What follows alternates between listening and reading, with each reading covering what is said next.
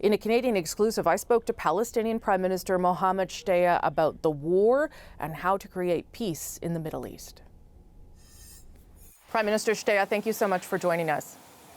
Thank you for having me.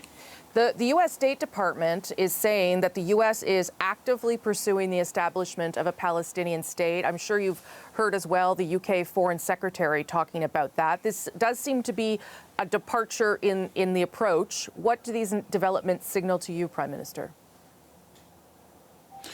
These are very important signals, and it is our hope that we don't go to a process, because we have been in a peace process for the last 30 years. It's our hope now that we go into what I call reverse engineering. I think this issue of recognizing Palestine as a state on the borders of 1967 is a very important step in the right direction, simply because now we don't have a partner in Israel, unfortunately, and that United States, Britain, and the rest of Europe also will go into this very important direction. I think also the Europeans are coming with a venue calling for an international conference, and if the product of such an international conference is for all countries who have not yet been recognizing Palestine, they will do so. I think we will be really reaching a situation in which the message of hope for the Palestinians is important, yes, but also a political horizon for the day after in Gaza that does not only include Gaza, but it includes all the Palestinian territories. All what the international community has been having consensus about is these two states, and now the statement by the State Department in Washington, the British Foreign Secretary, all those who have been calling for this. I think it's a very important step in the very right direction, but we need to see it really happening. We need to see Washington not vetoing our admission as a member state at the United Nations. That's also a very important step. You say there's no desire for a two-state solution, at least not under the current government. Benjamin Netanyahu has said that. There have, of course, been attempts on the Israeli side for a two-state solution in the past. But let me ask you what the Palestinian Authority is doing on your side to be ready to take on that kind of thing. You have announced this week some significant reforms to the Palestinian Authority in relation to corruption, people being in place, governors announced. Can you explain why that was needed and how much the United States asked you to do on that front? The reform agenda we announced actually was presented to the international community in May 2022 during the Ad Hoc Liaison Committee for Aid to the Palestinians in Brussels. What we did was we have updated this agenda, and we did really call for serious measures. This is really not to please anybody. This is just simply there are quite a number of issues that we need to do it better. Of course, Washington and others have been encouraging this reform, and I think Secretary Blinken has, in his last meeting with our president, with my presence in the meeting, he said Washington is ready to stand solid behind this reform agenda. I think what reform is about is to allow the Palestinian Authority to function. The problem is today we have very serious measures that are taken by the Israeli army. You have incursions in the cities and refugee camps in the villages. Israel is deducting our money. 60% of the money that Israel collects on our behalf is deducting under the accusation that we are funding our people in Gaza. Yes. This is totally unacceptable. But as I said, our vision for revitalization of the Palestinian Authority and implementation of reform, it means one thing: allow us to function. The Palestinian Authority, for people in Canada who may not know, it doesn't govern Gaza. That doesn't happen right now. Although you have a relationship with them, you are only governing in the West Bank. What would the Palestinian Authority be willing to do to take over the territory of Gaza if needed? Just a little correction. Yes. Actually, all our staff are in Gaza. We have not been out of Gaza for the last 17 years, even though Gaza, you are right, Gaza was under Hamas control, but we continue to provide every service. We pay the electricity bill for all of Gaza. We pay the water bill for all of Gaza. We provide medical supplies. We pay the salaries of the teachers, of the doctors, of the nurses. Passports are issued here. So in real terms, Every single service that is provided to our people in Gaza is a service that is provided by us. But also, we are ready. We have a plan for the day after.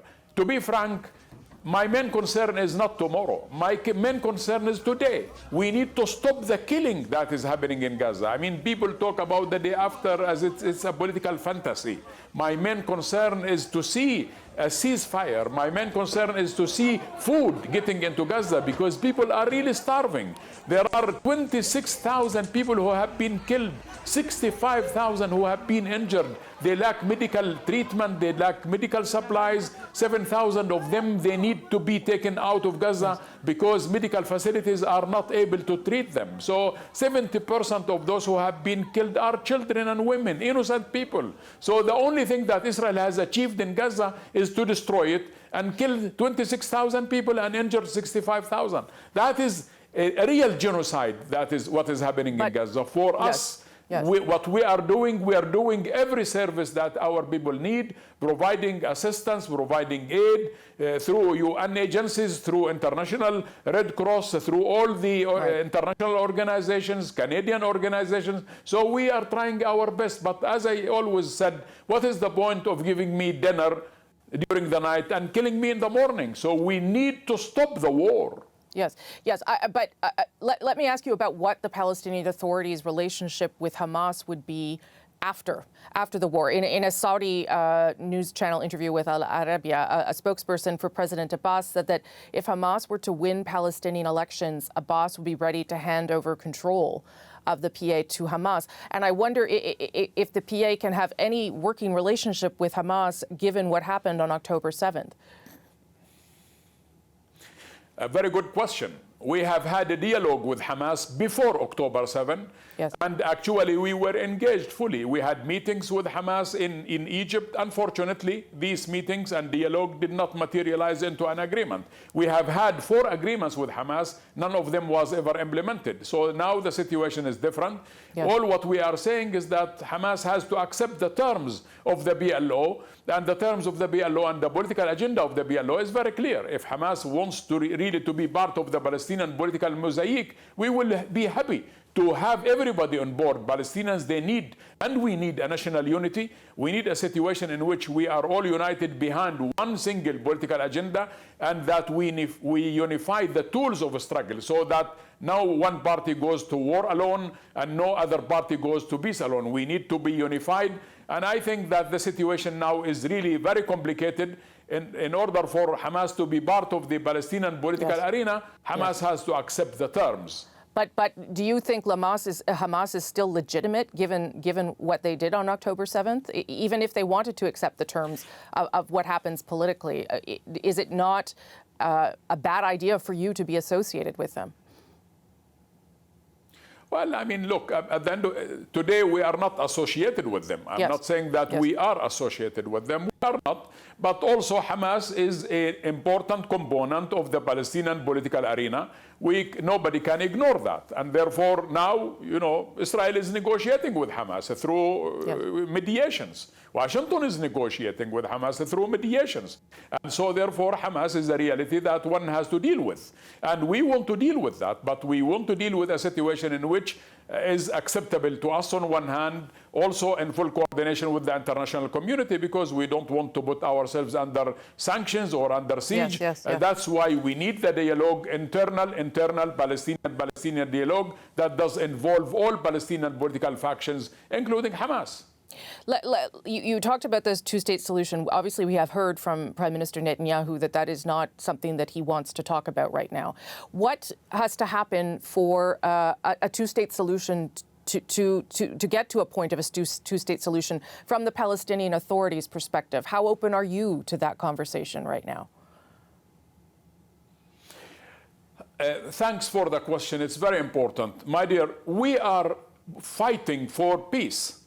And peace for us is justice. And justice for us is that we Palestinians have a sovereign, viable, contiguous state of Palestine for the Palestinians to be free in and to live in with. We have been engaging with Israel for the last 32 years, since October 1991. And that this peace process, unfortunately, did not take us to a complete peace agreement. Now that, again, very unfortunately, that we don't have a partner in Israel. The current Israeli government does not believe in two states. Yes, but Prime Minister Shtayyeh, if there was a different government in place in Israel that was willing to talk about a two-state solution, are you? For sure, 100%. We need a partner in Israel, and we need a day that this bloodshed today should not be a missed opportunity for them and for us. Because now there is an international consensus on two states. There is a Palestinian consensus. There is an Arab consensus, regional consensus, international, Canadian, American, British, European, everybody. So unfortunately, the Israeli government is not on board with this issue. If you ask the Israelis what do they want, I'm sure they don't want. They don't know. Maybe some of them, they don't know what they want. They want one thing, to maintain the status quo. The status quo is very dangerous, whether in Gaza or in the West Bank. We need to break the status quo through not a process. We have been sick of a peace process because it has not been yielding. There has been no fruits for the Palestinians. On the contrary, our lives have become even more complicated. Today we need, as you rightly said at your initial question, we need an international recognition, Canadian recognition, American recognition, European recognition of the state of Palestine on the borders of 67 with East Jerusalem as the capital of this state of Palestine. Prime Minister Shtayyeh, thank you so much for making the time for Canada, sir. I appreciate it. Thank you for having me. I appreciate that. Shukran.